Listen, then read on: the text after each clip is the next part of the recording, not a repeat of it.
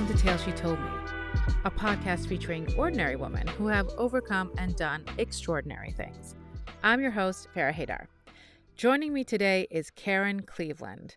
At 50, Karen found herself divorced, living paycheck to paycheck, and with having an adult son who was diagnosed with cancer move in with her. Karen battled her way through and now shares tips and motivation for women sharing similar prospects. Karen, thank you for being here. I have to admit, you had me hooked on bespoke transformational adventures, which is what you offer. I love to travel, and I've learned so much about myself during my travels. Honestly, some of my best ideas have come with the whir of a plane engine, really, as a background noise, Oh right? yeah, yeah. But I want to start with you and your story. So why don't we start? You find yourself divorced. What happened? Sure. And thank you for having me. I'd love to share wisdom that I've gotten. So, yeah, this it was actually my second marriage, and my husband thought it would be smart to stop paying our mortgage and to tell the government that it was our house without paying for it. And he went down this kind of wormhole of not paying for stuff. So what we end up filing bankruptcy and losing the house. And so when I finally said, so when I let him stop paying the mortgage, I said, okay, you got 3 months. If this doesn't work, you got to start paying it all back because I didn't want to lose my house. So, anyways, long story short, we end up losing everything. I left him. He was, it doesn't matter.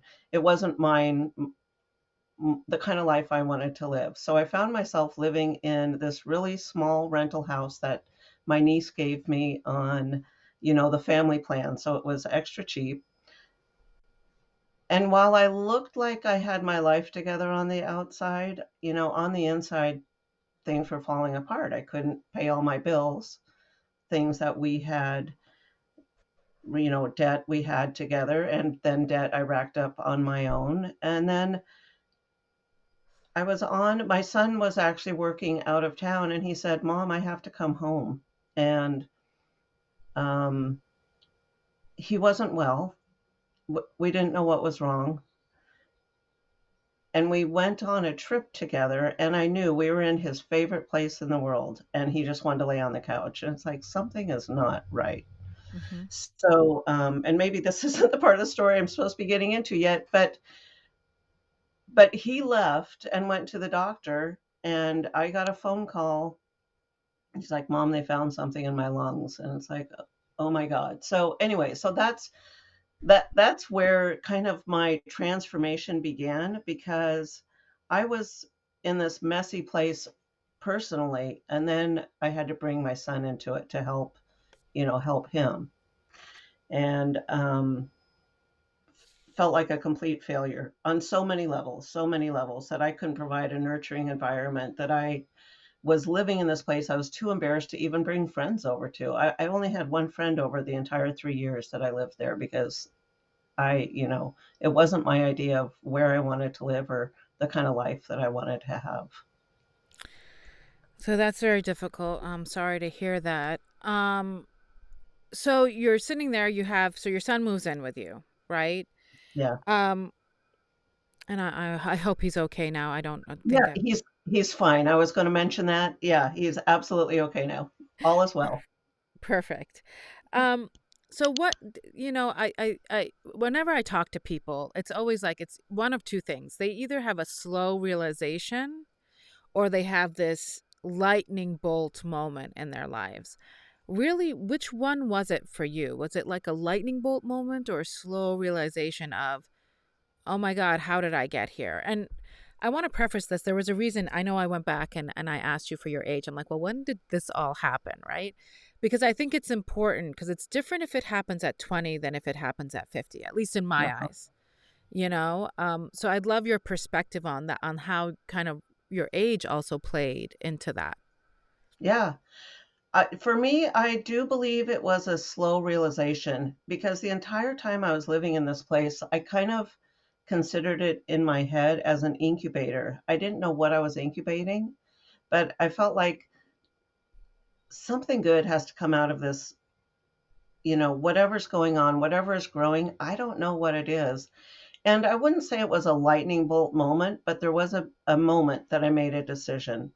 And I said, I am not doing this anymore. I'm not letting life happen to me. I So, need to do something. I'm always curious. The reason I'm curious is because I have theories about this, but um, describe that moment to me. Like, what were you doing? What were you thinking? Where were you?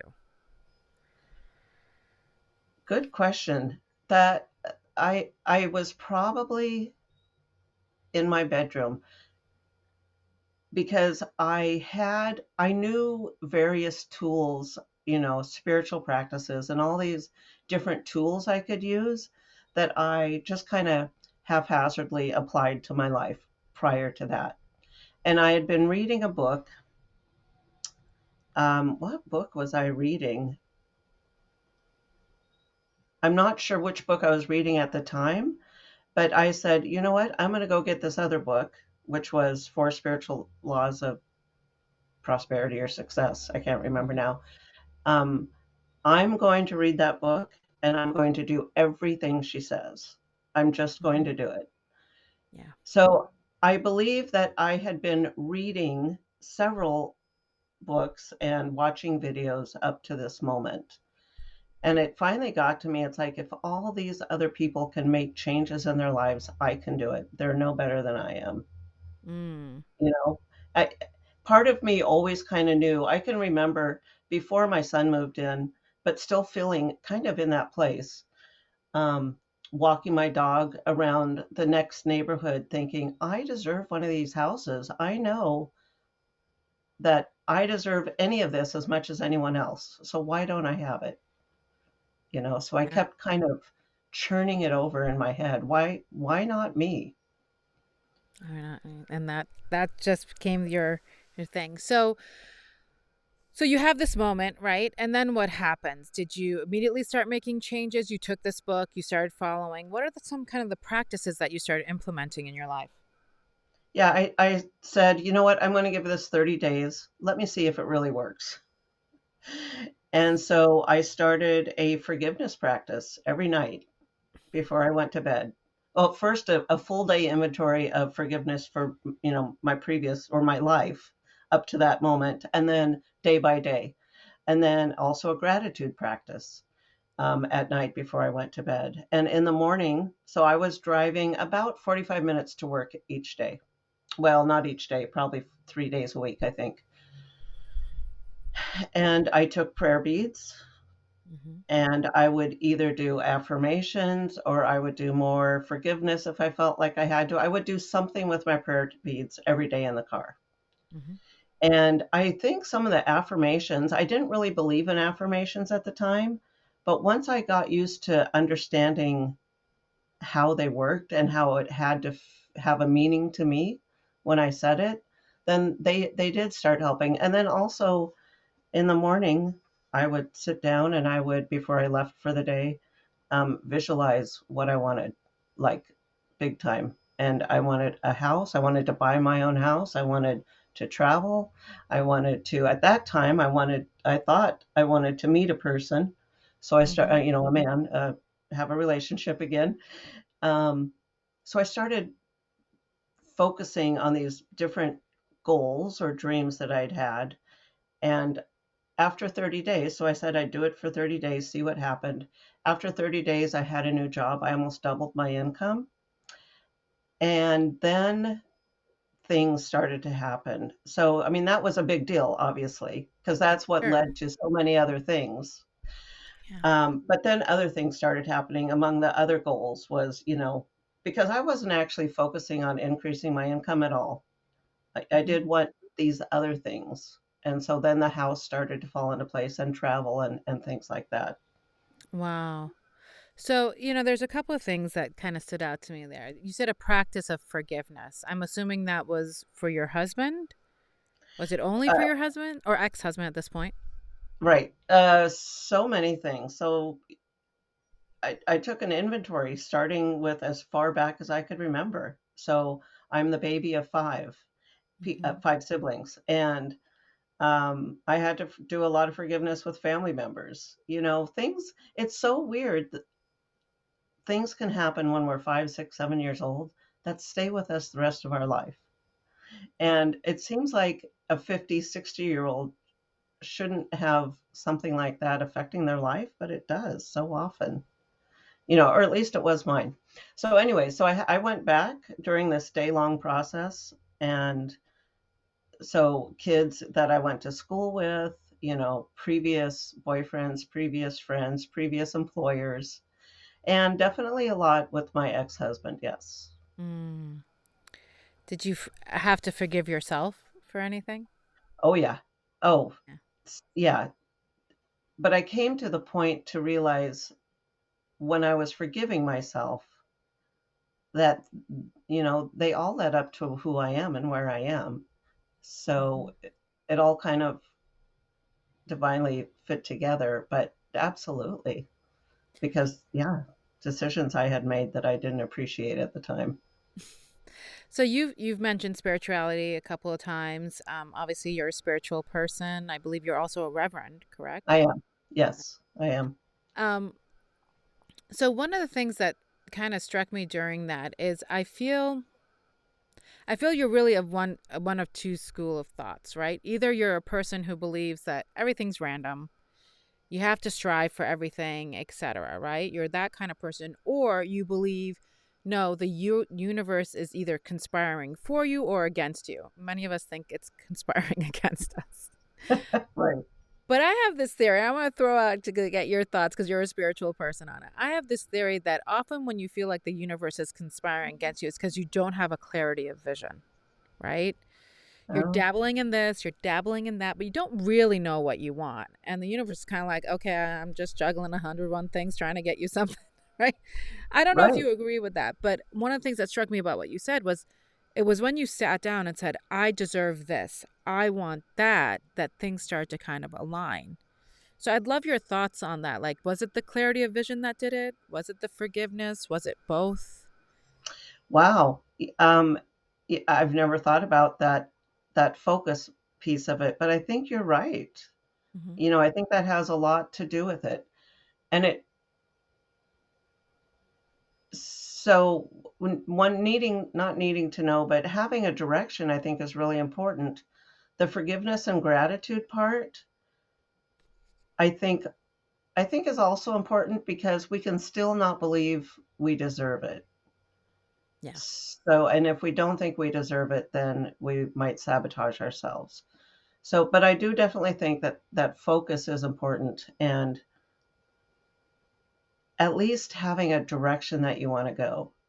Yeah. So, I didn't have a focus. I didn't know where I was going. I didn't know what kind of work I wanted to do. I mean, there was a lot I didn't know at that point. So, um, yeah, absolutely.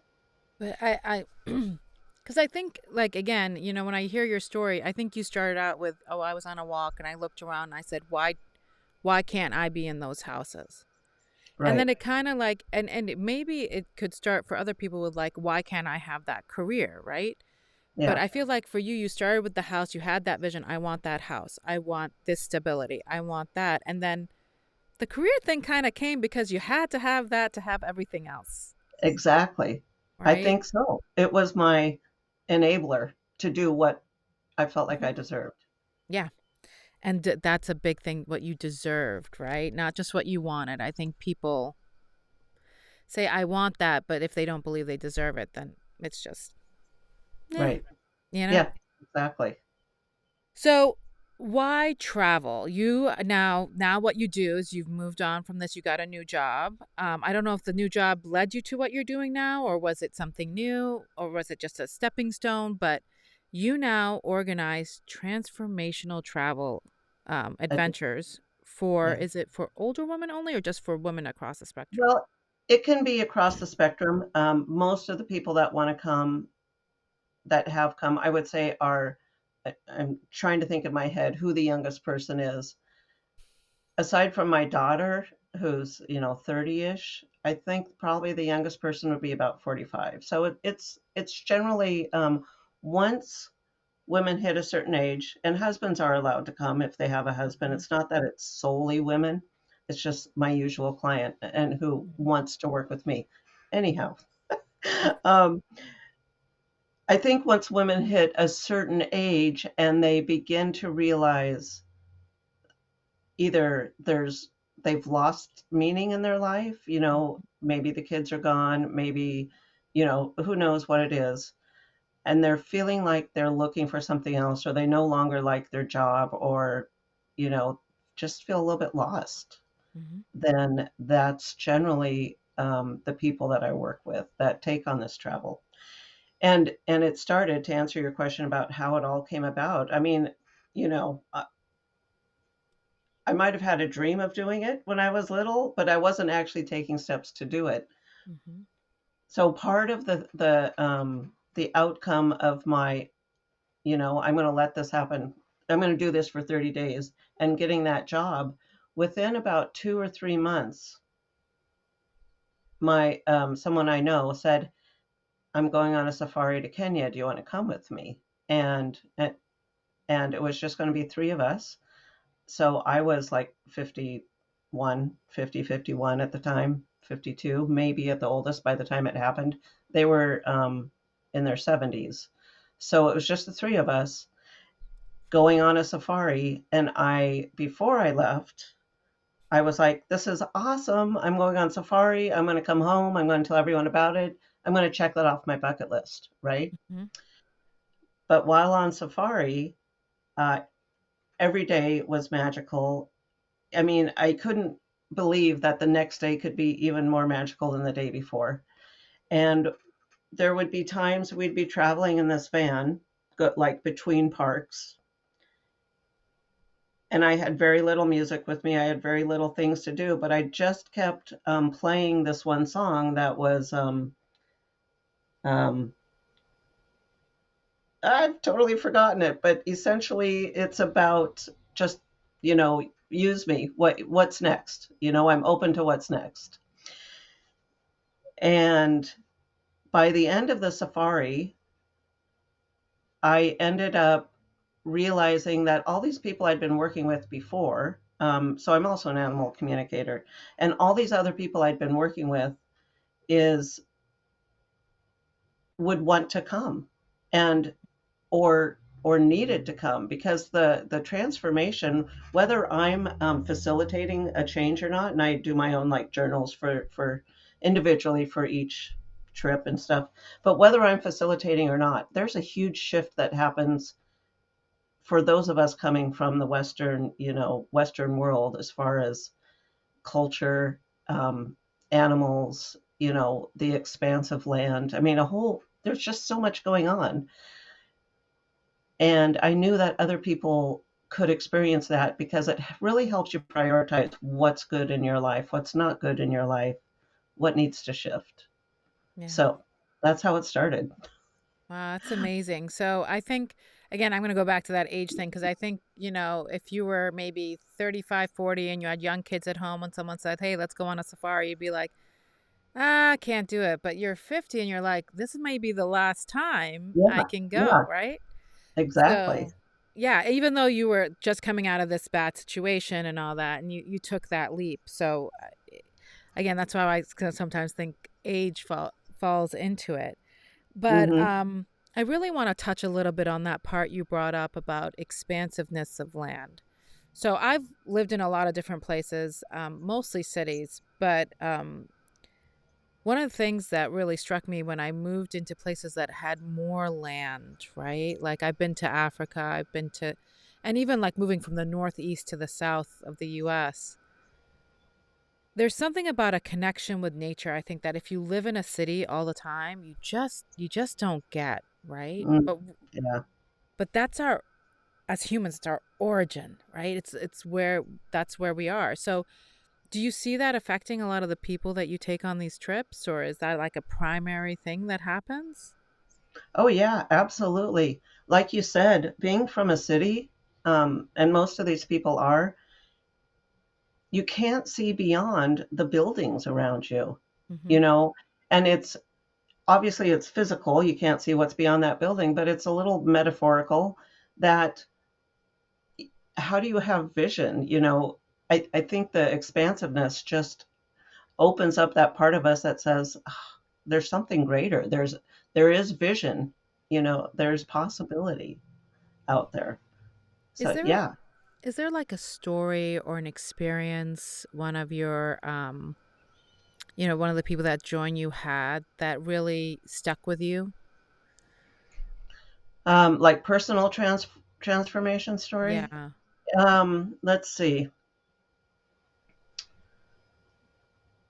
Uh, everyone is leaving my head all of a sudden. That's So yeah, yeah. So there was one woman who, and she was older, you know, 60s, I okay. guess. And it was one of her first trips out in a situation like this. And what really struck her initially was, how am I, when we met some of the people that we met, in some of the areas that we saw, how am I allowed to have this privilege in life? Mm, And mm, why me? So she mm, really went into this whole why me?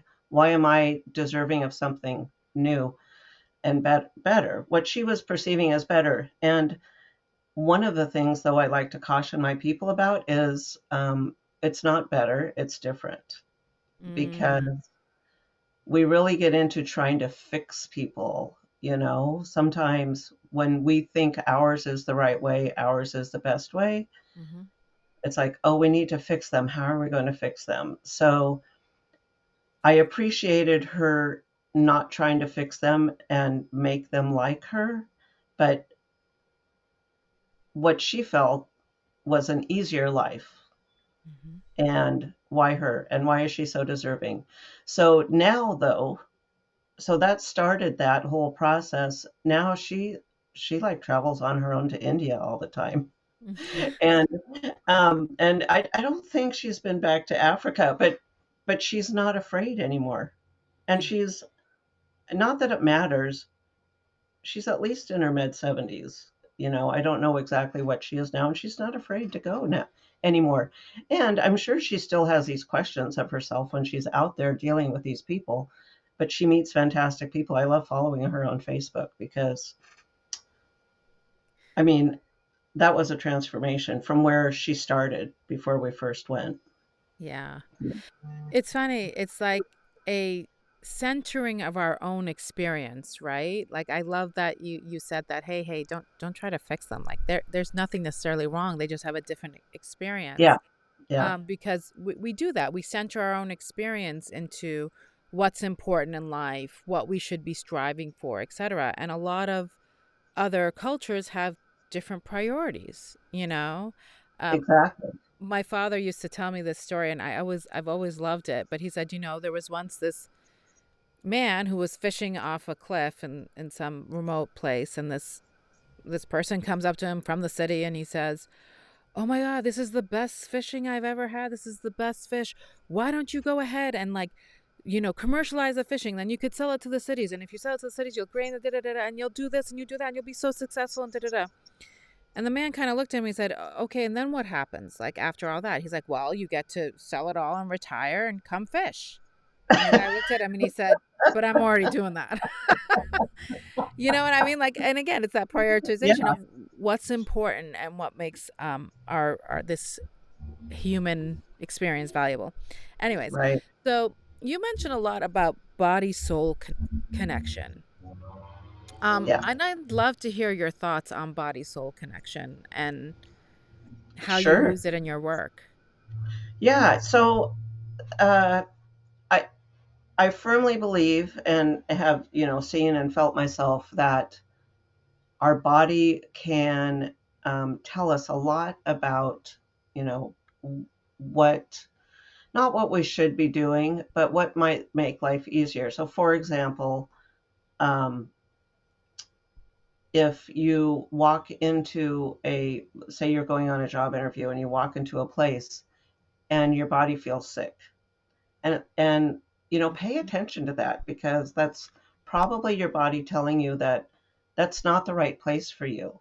Yeah. Or if you get headaches when you're about to do some kind of work, or Mhm. even things like um, our emotions in our body, and where we're feeling fear or grief. Not grief, I mean, grief is something we need to process, but when we're feeling fear, anxiety, um, and even happiness and joy. Mhm. So when we're looking at something as a decision, if we don't follow what our soul is begging us to do, because what our soul wants is stuff that will bring us meaning and purpose and joy ultimately. So if we're not paying attention to how our soul is reflecting information to us through our body, and that might sound confusing, um, but um, but I believe we need to allow what our so I call it my soul, but it could be whatever our deepest heart's desires, right? The things that really make us happy when we're doing it, or that we and not necessarily happiness, but feel contentment or feel Mhm. um, purpose or meaning. Those are the things that we want to look for when we're making a decision. So if we're considering making a move for a job and we don't know if it's right or not, pay attention to how the body feels, Mhm. because it's receiving information from our heart, from our soul, and it's saying, yes, do this. No, don't do that. Mhm. And there's different processes that I use to go through this to help people, find out what their soul wants, for one thing. But it really does boil down to paying attention to the body and how Have it's you reacting. have you ever had an experience like that where it seemed like everything was great and then your body just went, "Nope." Um, Probably, but I've definitely had the opposite experience where I was like, nope, not doing it, not doing it. And all the signs were kept, yes, do it. Yeah. um, One thing was actually going to ministerial school. I thought I wanted to do it, so I filled out the application, and then I was like, okay, I'm done. I don't actually want to do it. And every time I would check in with my body, though, it was like, yes, Yeah. do it. Yeah, I have an interesting story for that. So I was at a point in my life where I was presented with two opportunities, and one of them was um you know, one of them was in the bag and the other one was pretty much in the bag, and the second one that was pretty much in the bag, um I was going to my final round of interviews for. And looking at those two opportunities at that time, I was like, "Oh, I should really take this second one. I mean, it's just great money, great this, great that." And I'm sitting in this interview, and if you haven't noticed, I'm not one that's shy or can't talk or can't find something to say. And this person asks me, he says, "Well, you say you're a reader. What books do you like to read?"